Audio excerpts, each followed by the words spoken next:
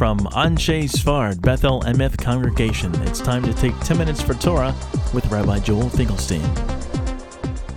Welcome to our discussion of Pesach, the identification process. If we look in the Haggadah, we find Keneged Arba'a Banim Dibrat Torah, that the Torah speaks in correspondence to 4 sons. In other words, in the 4 times, 3 times in Parshat Bo, once in Parshat Vaychanan, 3 times in Exodus, once in Deuteronomy, where the Torah speaks of either answering a child's question or a child asking a question, the rabbi said, let's think of it as 4 sons who are asking questions about the Seder. Some of these passages may actually, in their context, be referring to questions about other aspects of the Torah in general, Parshat Vaychanan, the end of the second section of our found in our tefillin at the end of Parshat Bo, maybe referring to the ceremony of the redemption of the firstborn, but the rabbi said, let's interpret it as 4 questions for the Seder, asked by 4 different sons. The Jerusalem Talmud, versus the Haggadah, has slightly different version of it. But the point is, we have a wise son and a wicked son. Let's look at the difference between the two. How did the rabbis know that this verse about a question from a child is from the wicked son, and that this verse about a question from a child is from the wise son? Okay. Well, as my father of blessed memory pointed out, the wise son's question understands distinctions. As the Talmud says, Imein das, Havdalah meinayin. There's a connection between discernment, Havdalah, the difference between one thing and the other, and knowledge and wisdom. And if there's a son who asks, Ma ha'edot v'achukim v'mishpatim asher tzivah Hashem Elokeinu atchem, if he asks, what are the testimonies and the statutes and the laws, he understands there are different types of laws, so he must be the wise son. The Rasha, the wicked son, classically, he's wicked because he says, Ma avodah zot lachem. What's this worship to you? What's it to you? And since he takes himself out of the klal, out of the general nation, and he sees himself as an outsider, he must be the wicked son. Many people have asked, and among them this Rabbi Shammai Ginsburg, the Sefer book known as Imre Shammai, asked the question. He says, wait a second. If the determinant of the wicked son is the fact that he excluded himself from the general community, and he said, you all, he said, what is this worship to you? There's a little problem with that.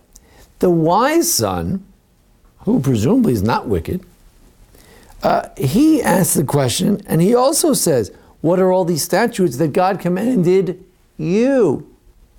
As if he's not one of the people who was commanded. So he also removed himself from the community. Why is he wise? Why is he wicked? Well, perhaps we just alluded to an answer, and that is that we didn't say the wise son wasn't wicked. Could be the wise son is also wicked. Sometimes the sons overlap, the children overlap, the typologies overlap. But Rabbi Ginsburg says, well, it could be another answer as well. The Chizkuni, he says on Vaychanan, and also Lavud Raham in his commentary, he says, yes, the wise son may exclude himself when he says he commanded you, but he does include himself when he says our God, Hashem, our God commanded you. So he mentions our God. He includes himself to some degree in the Jewish people. However, the wicked son, he says, what is this worship to you, excluding himself completely. Now, the Yerushalmi and certain versions of the Rambam have another solution. Namely, they change the text. You see, this is really a midrash. We're just sort of putting together the pieces. We recognize 4 sons, but we may need to move around the pieces to get to those 4 sons, 4 distinct types of sons. And therefore, in the Jerusalem Talmud version, they don't quote the verse as is. They say, what are the statutes and laws and all that Hashem, our God, commanded us? Indeed, if the wise son is not to be wicked, he needs to say us. He needs to include himself.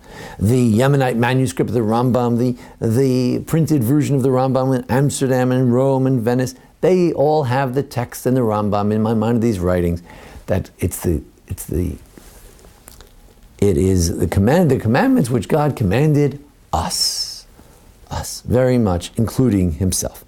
Rabbi Yaakov Enden, in his Haggadah, he says, let's remember the Gemara in Sota. The Gemara in Sota refers to a rabbinic passage in which it says, O Teichem.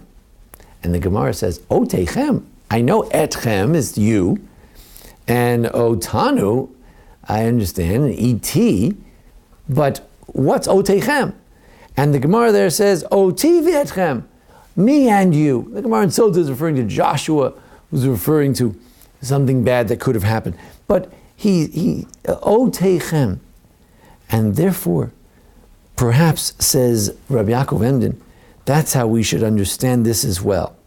When he says, Asher tzivah Hashem Elokeinu etchem, maybe he means O Teichem, not what God commanded you, but what God commanded you and us. Somehow, you can make that midrash. It's based on a Gemara in Sota.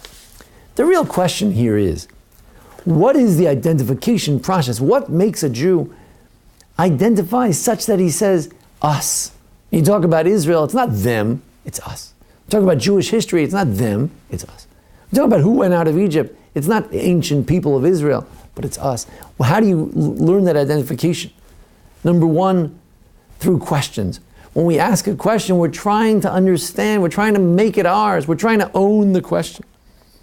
The whole idea of Pesach is kilu hu yatsa mitzrayim, to try to see yourself, try to empathize, see yourself in those footsteps. Try to see yourself in those stories, to know the story so well, you see yourself in it. You can almost dream it, you can imagine it. That's why the Seder is all about family. It's about mishpacha, chavura. It's about getting together with your family and eating the Korban Pesach in the olden days with your family. Why? Because it's through the family that we learn to identify. Rabbi Soloveitchik writes so beautifully about the idea of how he began to see himself as part of a chain of Rabbi Akiva and the Rambam and Rashi and his grandfather. And for us, Rabbi Soloveitchik, and hopefully ourselves, we're all part of a Masorah community. We're part of something together. We learn together with Abaye and Rava and Rav and Shmuel and Rabbi Yochanan. They're our friends. And if you learn enough Talmud and Midrash and Rashi and Rambam, you begin to see yourself identifying as part of this family, part of this process. Pesach is about identification, learning to go from the Rasha to the Chacham, from Etchem to Otanu, to see ourselves as something that Hashem Elokeinu, Hashem is our God. It wasn't those folks who went out, it's we who went out. Ki'ilu hu yatzam mitzrayim, as if I went out. It's not a process that takes 1 second. Child's not born seeing themselves as part of the Jewish people. We have to inundate ourselves and our children with enough Torah, enough stories, that we begin to see ourselves as part of the Jewish people. That is our God, our land, our Torah, our story. And if we do that, it will be Ki'ilu hu yatzam mitzrayim. We'll see all of the glory of Jewish history as if it's us. And together, we'll look forward together as being part of the glorious future God promises in all the prophets of Israel. Thanks for joining us here at the Anshe Sfar Beth Lehem congregation for our discussion of the Haggadah. Join us each week for a discussion of the Parsha, the various holidays. Thanks to Jason Lefkowitz, our producer. Thank you, and a Chag Kosher v'Sameach. This has been 10 Minutes for Torah with Rabbi Joel Finkelstein. To learn more, visit ASBEE.org.